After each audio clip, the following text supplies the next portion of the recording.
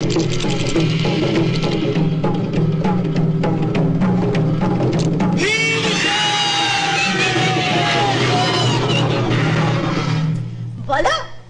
বলো, এইবার কি ফোন রাখবে? যুধিষ্ঠির বললেন, আমি নিজে।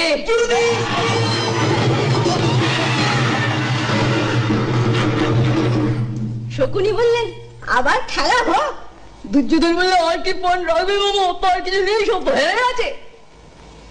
তখন শকুনি বললেন, সেসব জ্ঞানীজন গুণীজনের সামনে বললেন বাবু মশাইরা। কেন যুধিষ্ঠির?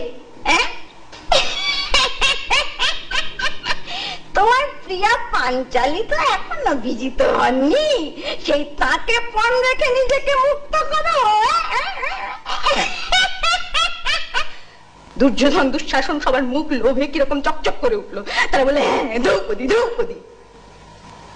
আর যুধিষ্ঠির বললেন, যিনি কৃষা নন, যিনি খদ্বা নন, সেই অতীব সুন্দরী প্রিয়ংবদা দ্রৌপদীকে তিনি পণ রাখলেন।